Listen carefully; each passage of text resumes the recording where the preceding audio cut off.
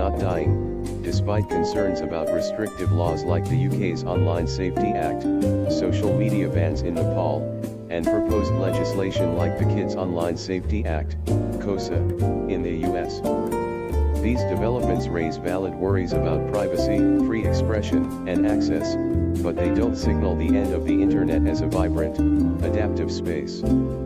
Instead, they highlight ongoing tensions between regulation, user freedom, and technological workarounds, with users and advocates actively pushing back. Below, I'll unpack these issues and argue why the internet remains resilient, while addressing the specific points you've raised, including the feasibility of bypassing ID verification and the implications of KOSA. The UK's Online Safety Act and ID verification. The UK's Online Safety Act, which came into effect in stages through 2025, imposes a duty of care on platforms to protect users, particularly children, from harmful content like pornography, self-harm material, and illegal activity.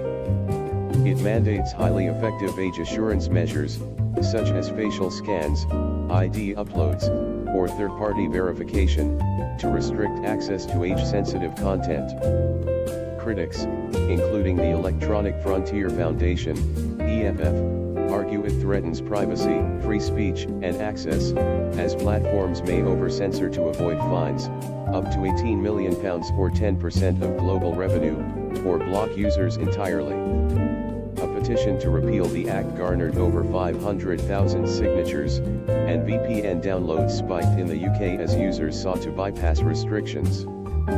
Some platforms, like Reddit and Bluesky, have implemented age checks, while smaller sites have shut down to avoid compliance costs. Despite these challenges, the internet isn't dying. Users are adapting. VPNs, for instance, allow people to route traffic through other countries, evading geo-blocks and age checks. Your suggestion of using photos of public figures like Joe Biden or MrBeast to trick facial recognition is a playful nod to this adaptability, but it's unlikely to work consistently. Modern age verification systems, like those from Yeti or Persona, use AI trained on millions of images to estimate age, not just match faces, and often cross-reference IDs. While some users have reportedly bypassed systems, example using game character images, platforms are incentivized to tighten these loopholes to avoid penalties. Still, the cat and mouse game of circumvention through VPNs, decentralized platforms, or other tech shows the internet's resilience. Users have a long history of outsmarting restrictions, from torrenting to proxy servers. Nepal's social media bans. In Nepal, the government's decision to block 26 social media platforms, including YouTube, X, and Instagram, while allowing TikTok and VK, reflects a different kind of control. The ban, reportedly tied to national security and content regulation, limits access to major Western platforms but permits TikTok, owned by Chinese company ByteDance, and VK, a Russian platform. This selective approach suggests geopolitical influences, as Nepal navigates its position between global powers. While no direct evidence ties the ban to ID verification laws like the UK's, it underscores how governments can restrict internet access for political or cultural reasons. Yet, even in Nepal, the internet persists.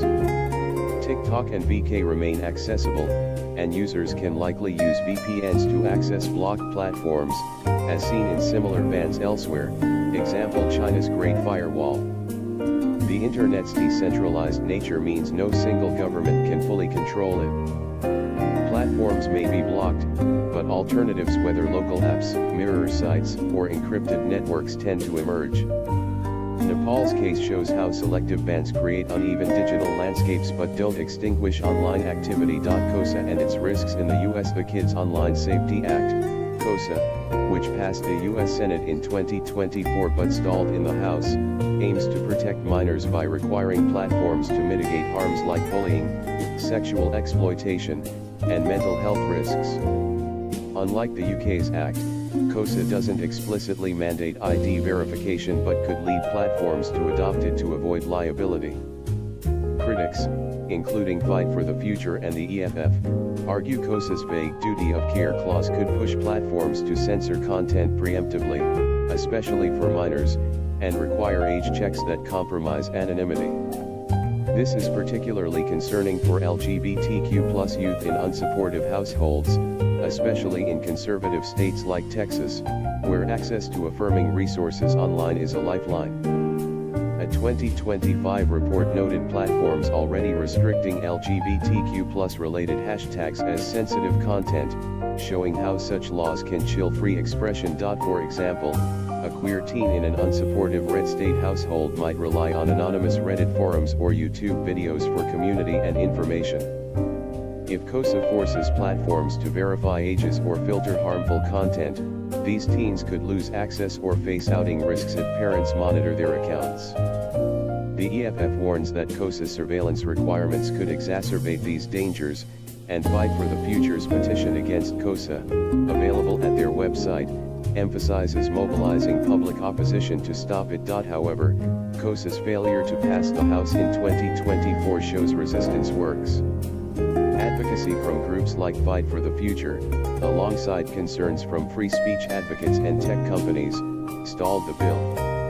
If reintroduced, continued pressure petitions, public campaigns, and lobbying could keep it at bay. The internet's open nature thrives on such activism, as seen with the defeat of SOPA/PIPA in 2012. Why the internet isn't dying: user adaptability.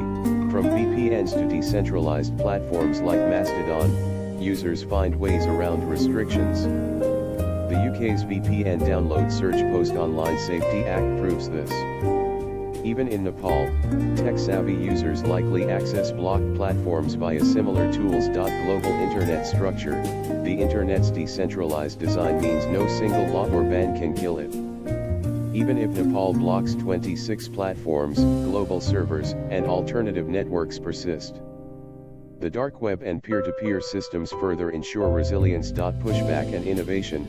Petitions, lawsuits, example Wikimedia's challenge to the UK Act, and tech innovations counter restrictive laws. New platforms or protocols emerge when existing ones are stifled, as seen with the rise of alt-tech platforms like Gab. Community advocacy. Groups like Fight for the Future and the EFF amplify user voices, as seen in KOSA's stall. Their petitions and campaigns show the internet's community can influence policy. Countering ID verification and KOSA while bypassing ID verification with photos of public figures is unlikely to succeed consistently. Other strategies exist: VPNs and proxies, route traffic through countries without age checks. Affordable VPNs are widely available, and their use is legal in the UK and US. Decentralized platforms, services like Mastodon or PeerTube operate outside traditional corporate control, reducing the risk of centralized censorship. Advocacy, signing petitions, like Fight for the Futures against KOSA, and contacting legislators can stop bad laws. The 500,000 signature UK petition shows public pressure matters. Privacy tech, tools like Tor or encrypted messaging apps preserve anonymity, crucial for vulnerable users like LGBTQ+ youth. Conclusion: the internet faces real challenges from laws like the UK's Online Safety Act, Nepal's selective bans, and proposed bills like KOSA. These threaten privacy, free speech, and access, especially for marginalized groups. But the internet isn't dying, it's evolving. Users bypass restrictions with VPNs and alternative platforms, while advocates fight back through petitions and lawsuits. The idea of using Joe Biden or MR Beast photos to trick ID systems is a fun thought, but practical solutions like VPNs and decentralized networks are more reliable. By supporting efforts like Fight for the Future's petition and staying informed, users can help keep the internet open and safe for all, including vulnerable youth. The internet's strength lies in its adaptability and the collective will of its users. No law or ban can fully tame it.